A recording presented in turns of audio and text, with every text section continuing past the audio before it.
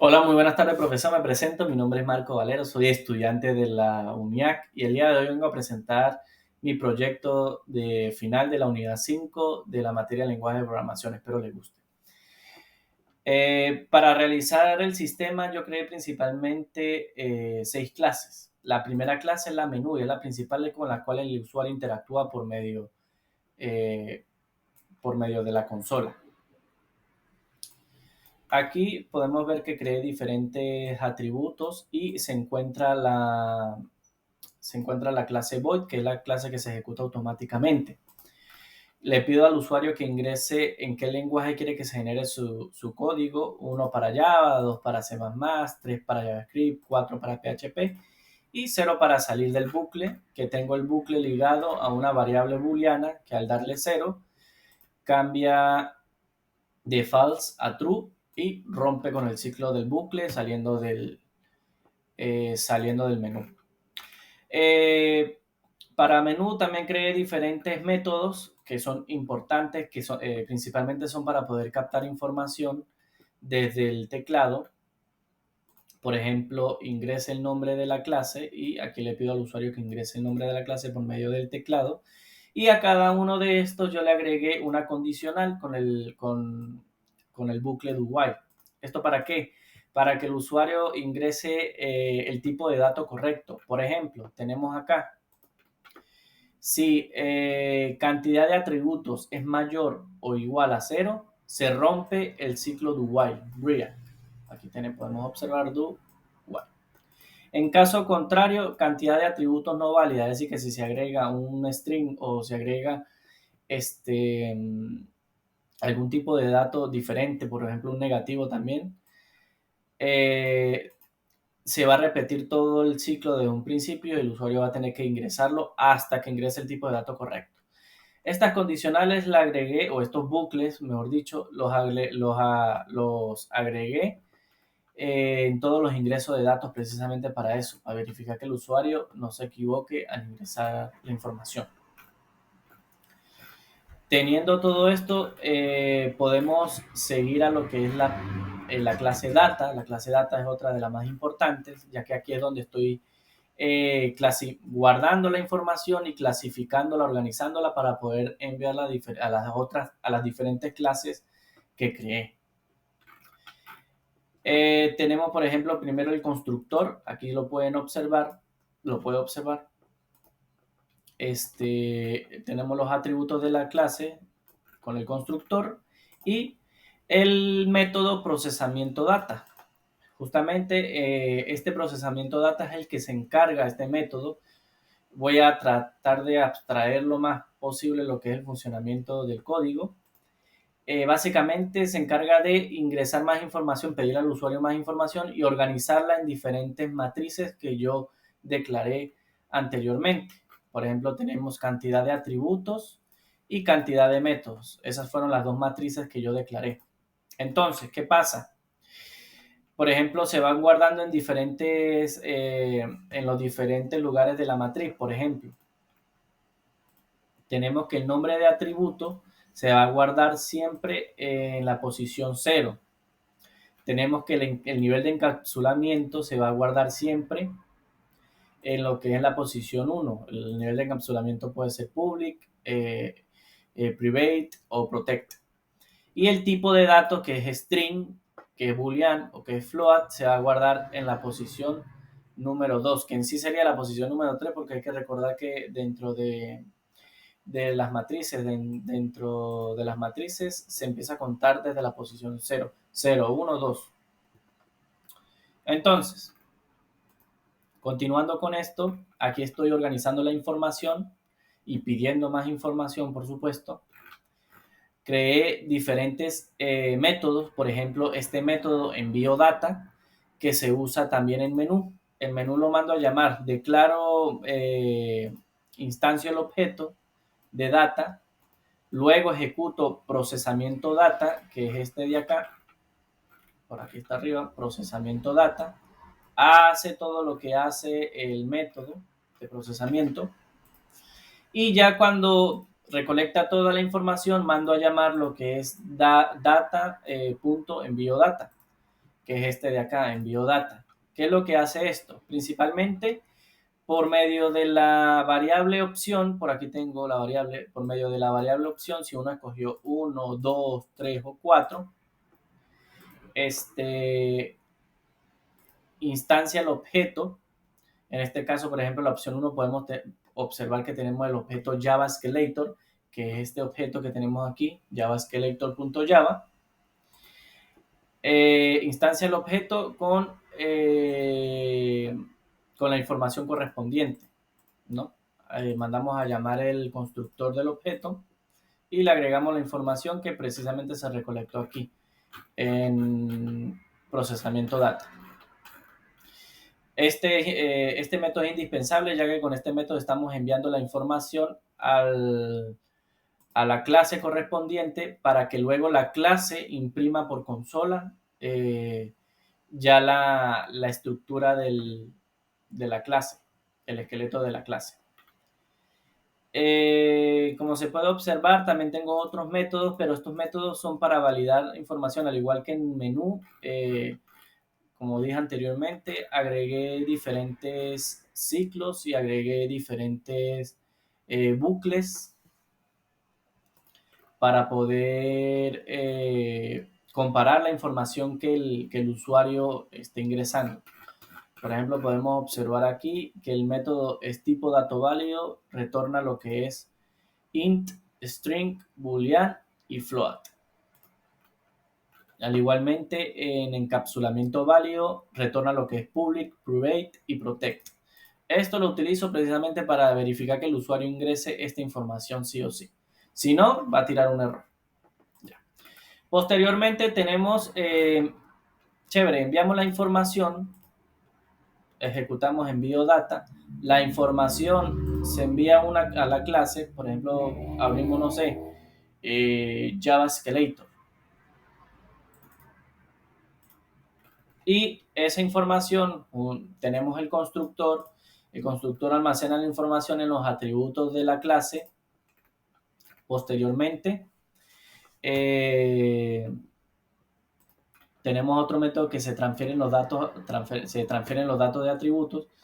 Esto precisamente, este método es para poder copiar la matriz en data y poder tenerla aquí en JavaScalator. Lo mismo con los métodos, porque hice dos matrices, una para los atributos y otra para los métodos. Pues seguimos bajando y podemos encontrar el método imprimir esqueletos Java. Este método es el que se encarga de la impresión. Inclusive, como se puede observar, al mandar a llamar envío data, nosotros entramos a envío data y el último método que se manda a llamar es el de imprimir, que es cuando ya está toda la información clasificada y procesada, se manda a llamar imprimir esqueleto Java, que sería este. Aquí tengo todo el esqueleto, literalmente el esqueleto de Java por medio de prints, por medio de for, organizando la información, accediendo a los diferentes elementos de la matriz, también con condicionales para verificar que, por ejemplo, tengo esta condicional para eliminar la última coma de una cadena de caracteres. Esa yo la incluyo dentro del paréntesis del constructor para simular las variables que están dentro del paréntesis del constructor. Y básicamente este patrón se repite en casi todas. Lo único que hay cambios significativos, igual hay cambios pequeños en esta sección, pero los cambios más significativos están en la función imprimir esqueleto tal. No se llama de igual forma en los demás. Por ejemplo, en PHP le puse imprimir esqueleto PHP y sucesivamente con las otras clases. Cambia obviamente la estructura porque no todas las estructuras son iguales en todos los lenguajes de programación y también la organización de la información cambia un poco y cómo se muestra en la pantalla. Estoy utilizando lo que es abstracción bastante porque es complicado también explicar un código que toma tiempo elaborarlo, que tiene su nivel de complejidad. Pero yo creo que la mejor forma de entender el código es poniéndolo a prueba, así que voy a empezar a ejecutar el código. Entonces tenemos menú, .java, vamos a limpiar la consola, clear console y ejecutamos aquí. Podemos observar el menú entra. Bienvenido al generador de esqueleto de clases. Ingrese en qué lenguaje quieres que se genere tu esqueleto de clase. Por ejemplo, empezamos, voy a hacer dos ejemplos solamente. El primero va a ser Java. Entonces, Java. Ingrese el nombre de la clase. Por ejemplo, la clase se va a llamar principal. Principal. Ingrese la cantidad de atributos. 2 atributos. Ingrese la cantidad de métodos. 2 métodos. ¿Tu clase tiene constructor? Sí, la clase tiene constructor. Ingrese el nivel de encapsulamiento de la clase. Esta opción aparece solamente en Java porque Java pide el nivel de encapsulamiento de la clase. Por ejemplo, public.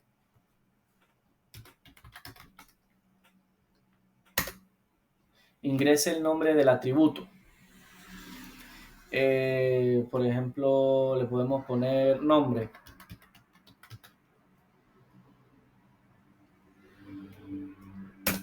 Ingrese el nivel de encapsulamiento del atributo. Le podemos poner public. El tipo de dato, string. Y ahora me pide el nombre del atributo 2. El nombre del atributo 2 le puedo poner, no sé, root, por ejemplo. Este va a ser privado, private. Ingrese el tipo de dato de tipo int, por ejemplo. Ingrese el nivel de encapsulamiento del constructor. Aquí me está pidiendo el nivel de encapsulamiento del constructor. Le puedo poner public. Ingrese el nombre, ahora me pide el nombre y la información de los métodos. Ingrese el nombre del método 1, por ejemplo, obtener nombre. Este va a ser público y va a ser de tipo string.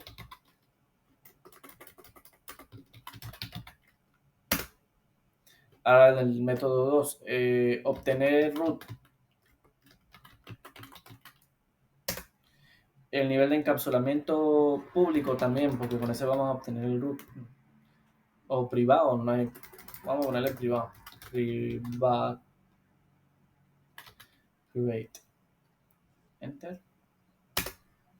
Ingresa el tipo de datos del método, tipo int. Entonces, ya ingresando todos los datos, imprime lo que es el esqueleto. Empezamos aquí. Public class principal, el nombre de la clase. Public string nombre, el nombre de la primera, del primer atributo. Private int root, el nombre del segundo atributo. Posteriormente public, este es el constructor. Public principal, entonces empezamos con string nombre y int root. Simula todo lo que es un constructor en Java. Y tenemos acá, por ejemplo, los métodos public string nombre, obtener nombre y private int obtener root. Y termina. Ese fue con Java. Por ejemplo, ahora podemos... El que más me costó, la verdad, fue C++, porque C++ la estructura es muy diferente a los otros lenguajes de programación. Es más difícil, fue para mí más difícil organizar toda la información. Entonces voy a hacer el ejemplo, el segundo ejemplo en C++. 2. Ingrese el nombre de la clase. Por ejemplo, la clase prueba. Ingrese la cantidad de atributos, 2. Ingrese la cantidad de métodos, 3. ¿Tu clase tiene constructor? Sí. ¿Tu clase tiene destructor? Sí. Ingresa el nombre del atributo 1. Por ejemplo, nombre. Vamos a simplificarlo. Este va a ser de tipo público, public. Ingresa el tipo de dato, puede ser string. El nombre del atributo 2, ID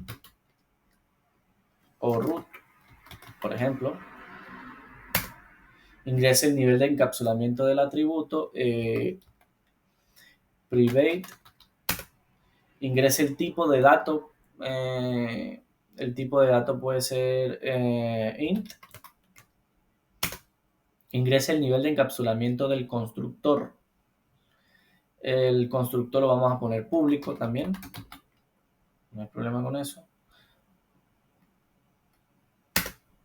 Ingresa el nombre del método 1. Obtener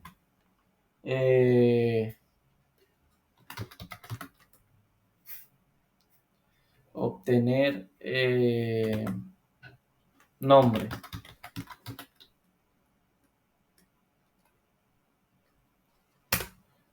Ingrese el nivel de encapsulamiento del método, público, privado o protegido.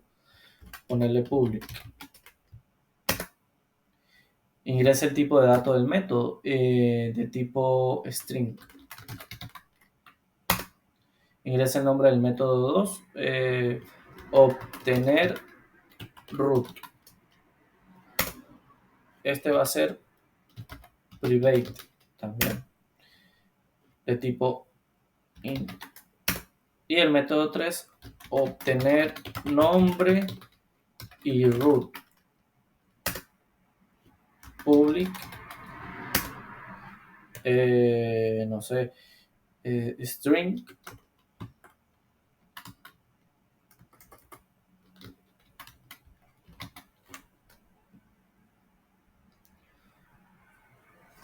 String y le ponemos, sí, string, y imprime todo. Como se puede observar, vamos a tratar de ampliar la consola. Empezamos con el include uStream, username std, class prueba. Primero, esto fue lo difícil, hacer esto, clasificarlos todos, que por ejemplo public aparezcan todos organizados, después private aparezcan todos organizados. Ya, en public tenemos el atributo nombre de tipo string, tenemos el método obtener nombre de tipo string, tenemos el método obtener nombre y root de tipo string, tenemos también el constructor que es público,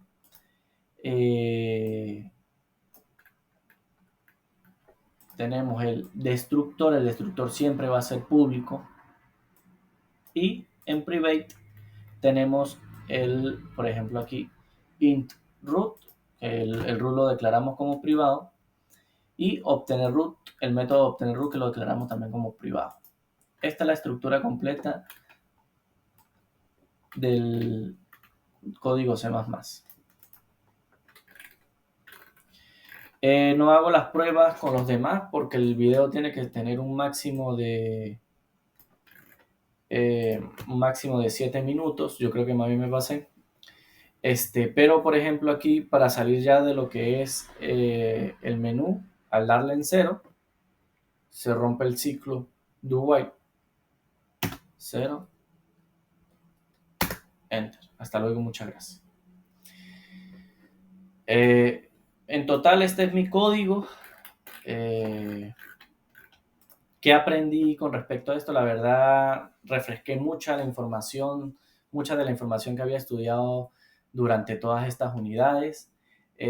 Aprendí bastante en lo que es la organización de la información, el manejo de matrices, que me enfoqué fue en las matrices para poder organizar todos los datos. Pasar información de una clase a otra, copiar matrices de una clase a otra, utilización de métodos, constructores en general. Entonces, Esta tarea, la verdad, me pareció muy buena en el sentido que por lo menos uno puede aprender lo que son las estructuras de las clases de los diferentes lenguajes de programación y poner en práctica los conocimientos que ya actualmente uno tiene en Java. ¿Qué pienso yo que sería bueno como en una segunda versión de mi software, de mi sistema? Pues yo estaba pensando en exportar lo que es el código Java en archivos .txt. Para eso existen funciones, existen librerías que simplifican la tarea, con las cuales se puede exportar los diferentes códigos que ya vimos anteriormente. Eso sería una buena característica a implementar para una segunda versión. Sin más nada que decir, muchísimas gracias, profesor, y me despido.